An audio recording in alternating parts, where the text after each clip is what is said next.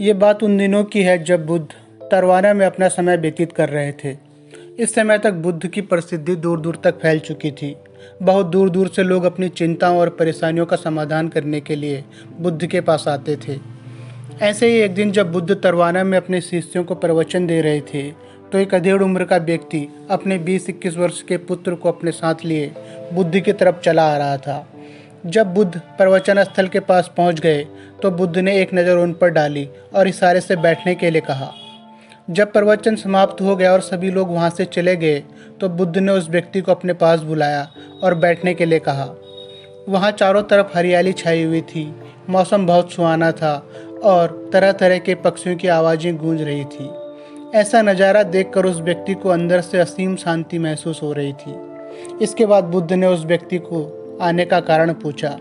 इस पर व्यक्ति ने कहा, हे तथागत, मैं 2 दिन की लंबी यात्रा करके अपने पुत्र को आपसे मिलवाने लाया हूँ। ये मेरा इकलौता पुत्र है और ये हर समय थका थका रहता है। ऐसा लगता है जैसे इसके अंदर कोई जान ही नहीं है, कोई प्राण ही नहीं है। इसका स्वभाव भी काफ़ी चिड़चिड़ा हो गया है। अगर हम इससे कुछ भी कहते हैं तो यह हमारी छोटी छोटी बातों पर गुस्सा हो जाता है। इसके देखने की क्षमता भी उम्र से पहले ही कमज़ोर हो गई है और इसके बाल भी सफ़ेद पड़ने लगे हैं। इतनी कम उम्र में इतनी बड़ी उम्र का लगना मुझे कुछ समझ नहीं आ रहा। किसके साथ ये क्या हो रहा है? तथागत, मैं अपने पुत्र के स्वास्थ्य को लेकर बहुत चिंतित हूँ। जब मैं अपने पुत्र को वैद्य जी के पास लेकर गया तो उन्होंने कुछ औषधि दी और कहा, अपने पुत्र को तनाव कम लेने के लिए कहो। वो अपने दिमाग में बहुत अधिक तनाव लेता है, इसीलिए उसकी ऐसी हालत हो गई है। लेकिन मुझे उनके बहुत समझाने के बाद भी तनाव का मतलब समझ नहीं आया। मुझे नहीं पता कि तनाव क्या होता है, यह किन कारणों से होता है और कैसे मैं अपने पुत्र के दिमाग से उस तनाव को निकाल सकता हूँ। तो कृपया मुझे पहले यह समझाने का प्रयत्न करें कि तनाव क्या होता है। इसीलिए तथागत मैं आपके पास आया हूँ। कृपया आप मेरी समस्या का समाधान कीजिए। यह सुन बुद्ध उसके पुत्र को बड़े ध्यान से देखते हैं, उसके चेहरे को देखते हैं, उसकी आंखों को देखते हैं और फिर उसके हाथों की नब्ज को भी देखते हैं। यह सारी विधि करने के पश्चात बुद्ध उस व्यक्ति से कहते हैं, तनाव लेना तो कोई नहीं चाहता, लेकिन फिर भी यह तनाव लोगों के दिमाग को दीमक की तरह पकड़ लेता है और व्यक्ति जान भी नहीं पाता है कि वह तनाव में जी रहा है। लेकिन अगर व्यक्ति तनाव के कारणों को अच्छे से समझ लेता है और तनाव के बारे में ऐसा कोई पैमाना बना लेता है जिससे वह जान सके कि वह कितने तनाव में है, तो वह इस समस्या का समाधान खुद ही निकाल सकता है। सबसे पहले तो तुम ये समझो कि तनाव क्या होता है। जब भी कोई व्यक्ति कोई काम कर रहा होता है लेकिन उसका मन कहीं दूर भटक रहा होता है, कल्पनाओं में होता है, तो उसके शरीर और मन के बीच एक दूरी पैदा हो जाती है। यह दूरी जितनी अधिक होगी, व्यक्ति उतनी ही ज़्यादा बेहोशी की अवस्था में होता है और शरीर और मन के बीच की इसी दूरी, इसी खिंचाव को तनाव कहा जाता है। आखिर कोई पसंदीदा खेल खेलने के बाद व्यक्ति चुस्ती और प्रसन्नता से क्यों भर जाता है, जबकि उसने तो अपने शरीर को थकाया है। लेकिन समझने वाली बात यह है कि खेलते समय मन और शरीर एक साथ पूरी तरह से उस खेल में केंद्रित होते हैं, जिससे शरीर और मन के बीच दूरी पैदा नहीं होती और कोई तनाव पैदा नहीं होता। और अगर दिमाग में कोई तनाव था भी तो वो भी दूर हो जाता है।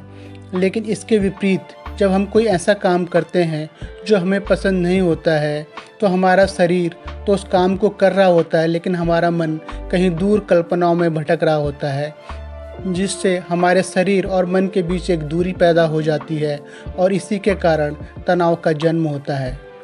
इसीलिए व्यक्ति को एक समय पर सिर्फ एक ही काम करना चाहिए और अपने तन और मन की सारी शक्ति उसी काम पर लगा देनी चाहिए, जिससे व्यक्ति के अंदर तनाव पैदा ही न हो। इसके बाद बुद्ध ने कहा, तनाव पैदा होने के मुख्य 8 कारण होते हैं और जिसने इन कारणों को समझ लिया वो जीवन भर तनाव मुक्त रह सकता है। तनाव के मुख्य कारणों में से सबसे पहला कारण है अति महत्वाकांक्षी होना। महत्वाकांक्षी होना अच्छी बात है, लेकिन क्या कभी आपने इस बात पर ध्यान दिया है कि जो इंसान बहुत अत्यधिक महत्वाकांक्षी होता है उसके सारे लक्ष्य कभी भी पूरे नहीं होते हैं। उसका एक लक्ष्य पूरा हुआ नहीं कि वह दूसरे की तरफ भागने लगता है, दूसरा पूरा हुआ नहीं कि वह तीसरे की तरफ भागने लगता है, और इस तरीके से वह अपने लक्ष्यों को पाने के लिए ज़िंदगी भर गोल गोल घूमता रहता है। इसीलिए जो व्यक्ति अति महत्वाकांक्षी होता है, जिसने बड़े बड़े लक्ष्य बनाए होते हैं, वह वर्तमान में कभी नहीं रह पाता। उसका मन सदैव भविष्य की योजनाएं बनाने में ही व्यस्त रहता है।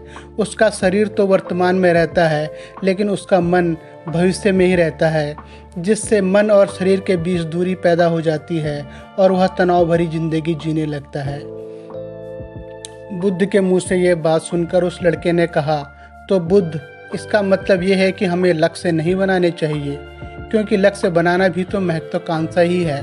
इस पर बुद्ध ने कहा, जीवन में लक्ष्य बनाना कोई गलत बात नहीं है, लेकिन समस्या तब उत्पन्न होती है जब वो अपना लक्ष्य पूरा ध्यान अपने लक्ष्य पर लगाता है और इसके परिणाम पर ही लगा देता है और उसके परिणाम की चिंता करते रहते हैं। व्यक्ति को वर्तमान में जीना आना चाहिए।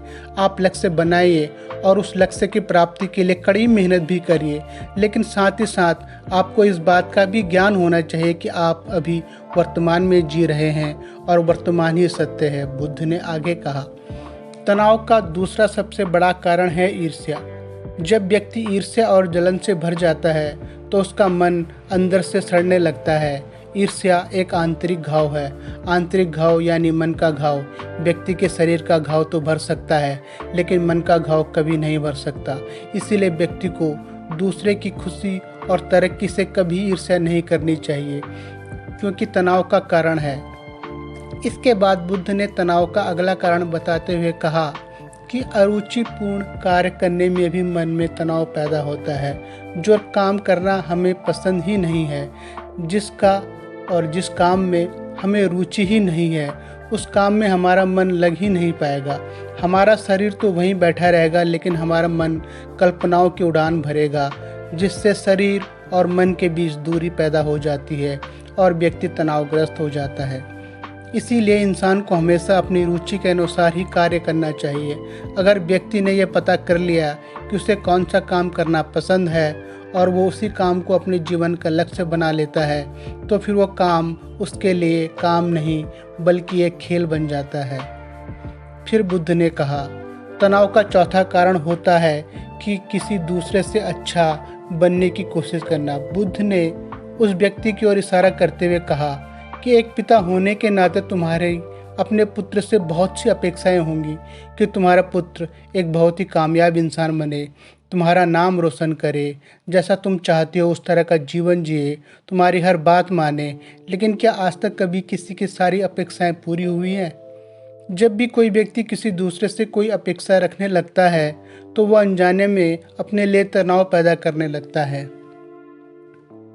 जरा सोचो कि अगर तुम्हारे बेटा तुम्हारे अनुसार काम नहीं कर रहा और वो नहीं बन पा रहा जो तुम चाहते हो, तो निश्चित रूप से तुम्हारे दिमाग को तनाव पकड़ लेगा। तुम तनाव से भरा जीवन जीना शुरू कर दोगे और इस तनाव के बस में आकर तुम ऐसा व्यवहार करोगे, ऐसी बातें करोगे कि तुम्हारा अपने पुत्र के साथ संबंध और भी खराब होता चला जाएगा। इसीलिए व्यक्ति को जितना हो सके उतनी कम अपेक्षाएं दूसरों से रखनी चाहिए, और अगर पूरी तरह से तनाव मुक्त रहना है तो दूसरों से अपेक्षा रखना ही बंद कर दो। इसके बाद बुद्ध ने कहा कि शारीरिक कष्ट भी इंसान के तनाव के कारण होता है। जब व्यक्ति किसी शारीरिक पीड़ा से गुजर रहा होता है तो उसका पूरा ध्यान बस अपने उस शारीरिक दर्द पर होता है और वो पूरे दिन बस उसी के बारे में सोचता रहता है, जिससे उसका मन दुख के विचारों से भर जाता है और ऐसी स्थिति में व्यक्ति तनावग्रस्त रहने लगता है। यह सुनकर व्यक्ति ने कहा कि हे बुद्ध, शारीरिक दुख तो किसी भी व्यक्ति को हो सकता है, तो फिर क्या हुआ, व्यक्ति जीवन भर तनाव में ही जिएगा? इसका जवाब देते हुए बुद्ध ने कहा कि इंसान को यह बात समझनी चाहिए कि हमारा जीवन दुखों का आधार है। जैसे जैसे हमारा जीवन आगे बढ़ता है, इसमें दुख आते हैं, बीमारियां आती हैं और अंत में मृत्यु भी आती है। तो बीमारियां इंसान के जीवन का अभिन्न अंग हैं, कोई इनसे बच नहीं सकता। बस किसी के जीवन में ये समय से पहले आ जाती हैं तो किसी के बाद में, बट आती सबको ही है। जब इंसान का मन इस बात को अच्छे से समझ लेगा तो फिर वह अपनी बीमारी के बारे में सोचकर ज़्यादा तनाव नहीं लेगा। क्योंकि यह हमारे जीवन का अभिन्न हिस्सा है और इसके लिए व्यक्ति को शारीरिक रूप से भी अभ्यास करते रहना चाहिए। अपने जीवन में व्यायाम और स्वस्थ जीवन शैली को भी जगह देनी चाहिए ताकि उसका शरीर लंबे समय तक निरोगी रहकर सही से काम कर सके। तनाव का अगला कारण होता है अपनी योजनाओं को समझने के लिए समय न देना। कुछ लोगों के दिमाग में कोई विचार आया नहीं कि वे बिना सोचे समझे उस पर काम करना शुरू कर देते हैं और जब उस काम में उन्हें असफलता मिलती है तो वह तनाव से भर जाते हैं क्योंकि उन्होंने उस काम को शुरू करने से पहले उसके बारे में पूरी जानकारी इकट्ठा नहीं की थी। इंसान को कोई भी काम शुरू करने से पहले उसके अच्छे और बुरे परिणामों के बारे में ठीक से सोच विचार कर लेना चाहिए। इंसान को इस बारे में भी सोच लेना चाहिए कि अगर ये योजना सफल नहीं हुई तो फिर मैं इसके बाद क्या करूँगा। इसीलिए व्यक्ति को अपनी योजनाओं को ठीक से समझने के लिए पूरा समय देना चाहिए ताकि बाद में उस योजना की वजह से कोई तनाव पैदा ना हो। तनाव का 7वां सबसे बड़ा कारण होता है टाल मटोल करना। आज के काम को कल पर टालना। आप लोगों ने एक कहावत तो सुनी होगी कि आलसी इंसान के शरीर का सबसे बड़ा शत्रु है। इंसान आलस्य की वजह से ही आज के काम को कल के लिए टाल देता है और फिर काम को टालना उसकी आदत बन जाती है। किसी भी काम को कल पर टालने वाले व्यक्ति का काम कभी भी समय पर पूरा नहीं हो पाता और अगर किसी तरह से पूरा हो भी जाता है तो वह उतना अच्छा नहीं हो पाता जितना अच्छा उससे किया जा सकता था और फिर यह बात उस व्यक्ति के अंदर तनाव पैदा करती है। लेकिन काम को टालना या काम को एकदम अंत समय पर करना एक आदत है। इसीलिए व्यक्ति न चाहते हुए भी बार बार अपनी इस आदत का शिकार बन जाता है और काम को टालता रहता है और फिर जब काम की समय सीमा पास आ जाती है तो वह तनाव से भरकर काम को पूरा करने का प्रयास करता है।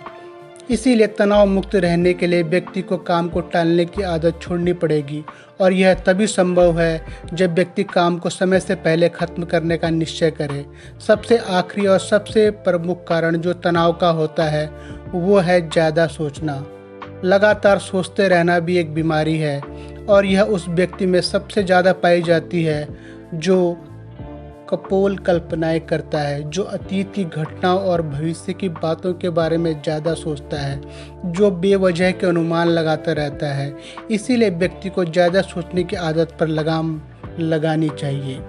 इसके अलावा जितना हो सके खुद को काम में व्यस्त रखना चाहिए और हर दिन ध्यान का अभ्यास करके अपने जीवन का एक महत्वपूर्ण हिस्सा बनाना चाहिए।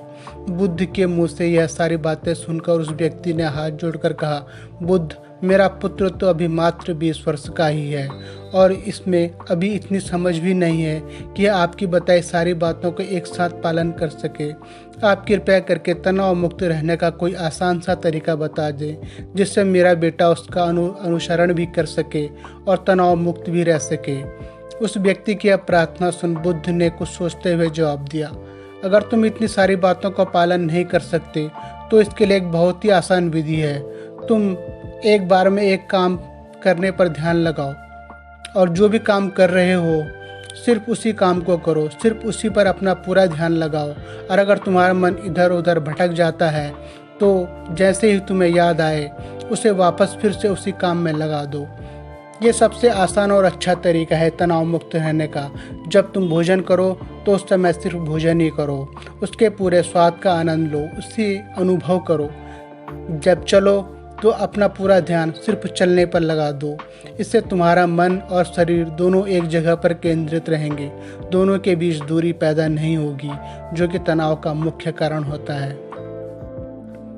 दोस्तों, आज की युवा पीढ़ी एक ही समय पर 2-2, 3-3 काम करने की आदी हो चुकी है, जैसे फ़ोन पर बातें करते हुए गाड़ी चलाना, खाना खाते हुए टीवी देखना या फ़ोन चलाना और फिर इनकी शिकायत रहती कि मैं तनाव में जी रहा हूँ, मेरा मन शांत नहीं रहता, मैं चिड़चिड़ा हो गया हूँ।